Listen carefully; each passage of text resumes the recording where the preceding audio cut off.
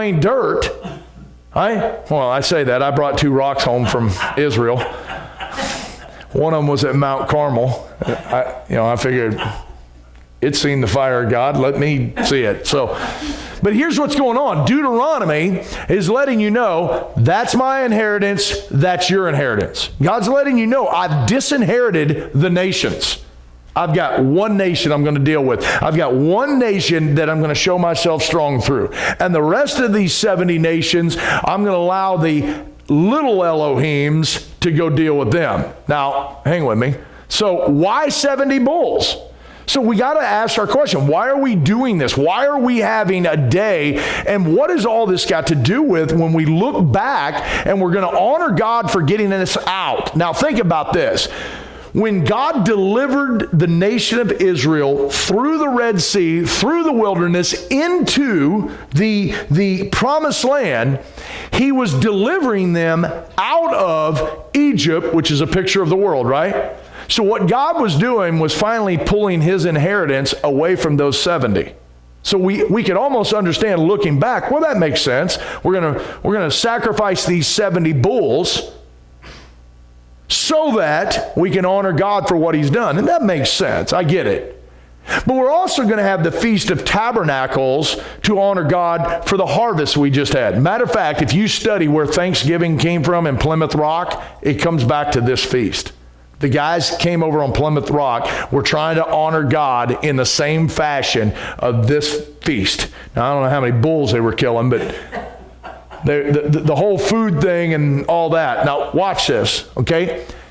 I'm going to tell you that this feast thing and this 70 bulls thing has nothing to do with the past. It has everything to do with the future.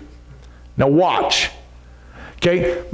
We're back to Colossians, right? And we're going to put this whole set of verses in context with what you've already learned about these 70 bulls, okay?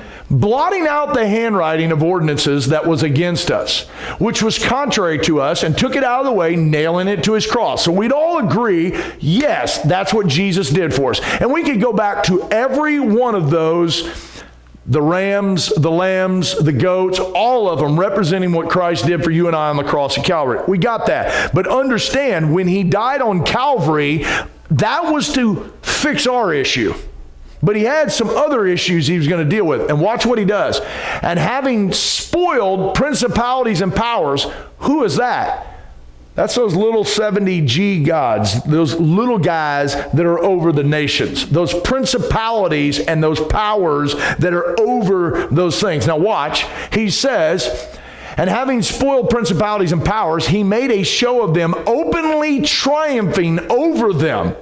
Let no man therefore judge you in meat and drink, respect of holy day or new moon or Sabbath day. Well, wait a minute.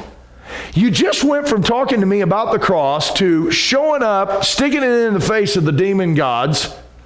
Now you're telling me don't let anybody, judge you based on holy days. Huh? That doesn't seem like it's in context if you just read haphazardly through it. But if you understand what he's doing is tying this thing back in, watch what he says. These holy days, these new moons, these Sabbath days, these holy convocations, which are a shadow of things to come. Now, we have a tendency to look at all the feasts and go, well, wait a minute, Jesus fulfilled all that. Well, hang on. Yeah, Jesus did. He was our Passover lamb. We know that. We know about Pentecost. We know about all those things, the unleavened bread. We get all that. We understand the Day of Atonement where he went in and applied the blood to the mercy seat. We get all that.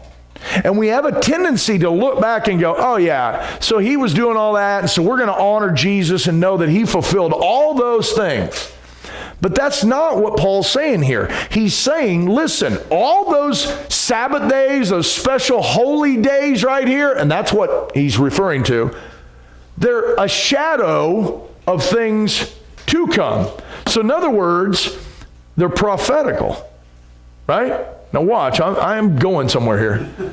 When he gets done with saying, listen, Jesus died for your sins on the cross, took all that out of the way. And when he did it, he showed those little G's up. He called them out. Oh, by the way, don't let anybody judge you based on holy days, because those are some things that are going to be coming in the future. And then here he goes.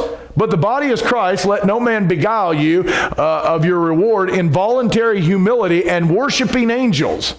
Huh? Now all of a sudden, he flipped it around. Remember what what Moses told us in Deuteronomy 4:19? Make sure you ain't worshiping the host of heaven. Paul's telling you the same thing, but keep it in context. These are not individual tweets. You ever notice that tweeting is just a simple thought bomb and they're moving on?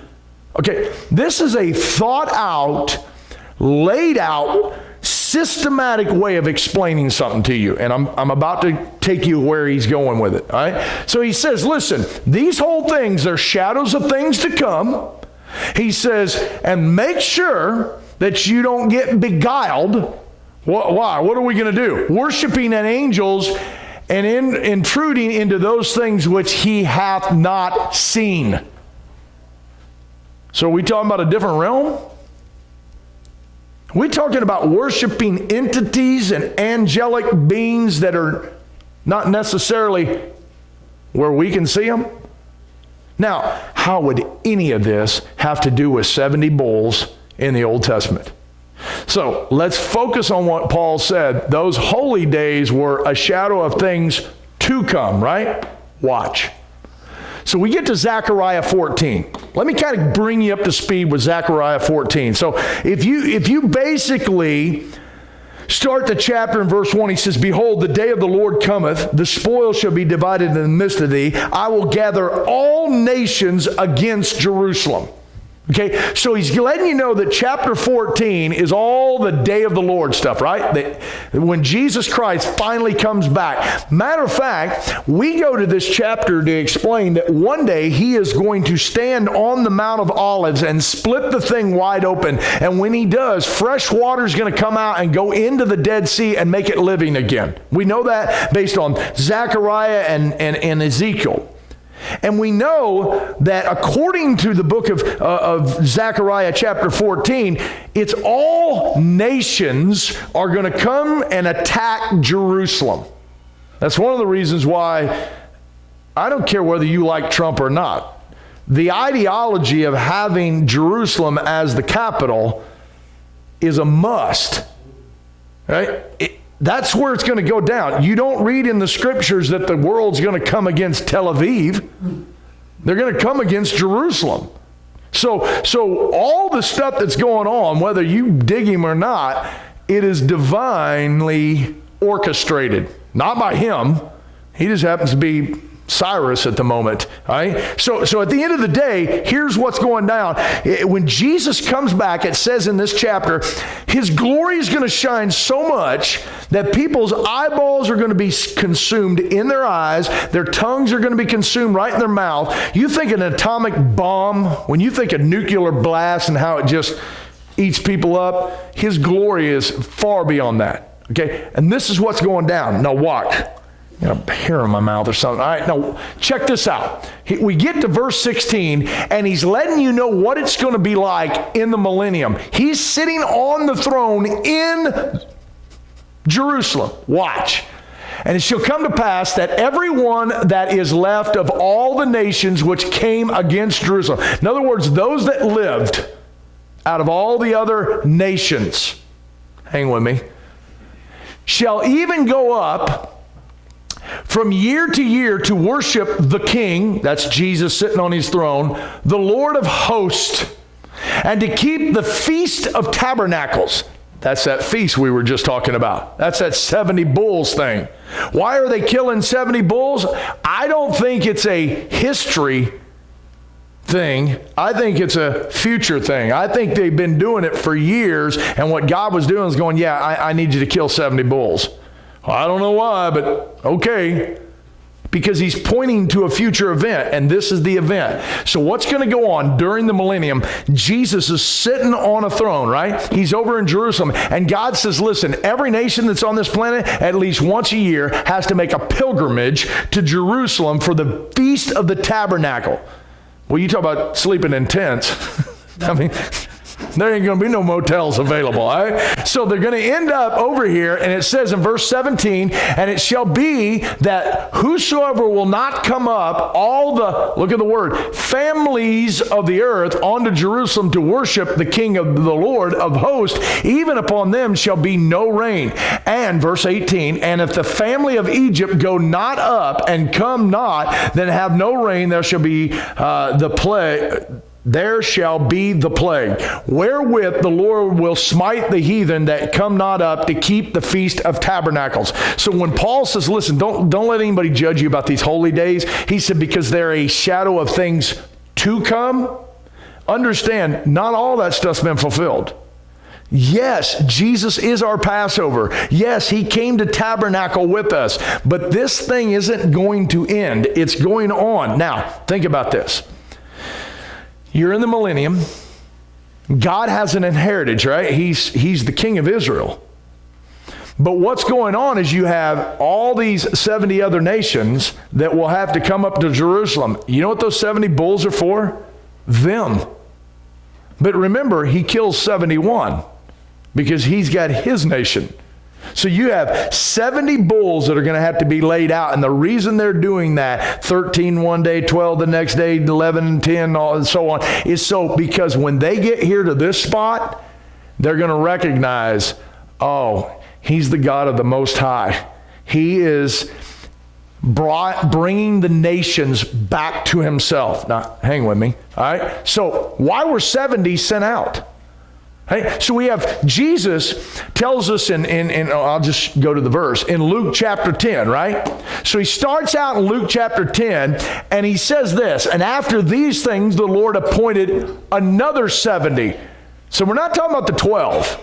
We're talking about 70 separate. And he says, listen, I want you to go out, and this is where he gives them the whole thing of if they won't listen, kick the dust off your feet and keep moving, okay? And he sends them out in 70s, 2 by 2, before his face into every city and place wherewith he himself could come. But all of a sudden they come back in verse 17 and they're stoked. You know what they're stoked about? Now, what he's doing is sending out 70 because what he's letting them know, not only is he coming to die for the Jew, I'm coming here, and this goes back to him openly showing up the principalities and powers. He's saying, I didn't just come here to fix man's Genesis 3 issue. I came here to get dominion over the whole thing. I'm not just coming back for my heritage here, my inheritance. I'm coming after all of it. And matter of fact, we're actually going to go and show this hopefully next week in the book of Acts. There was a strategic plan how the gospel left Jerusalem and what nations it went to. Now watch this.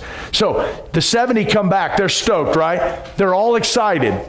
Jesus is trying to say, hey man, I want you to go and tell the gospel to all these people because I'm not just here to win the Jew. I'm here to win all the nations. He says, and the 70 returning again with joy saying, Lord, even the devils are subject unto us. He gave them power and ability.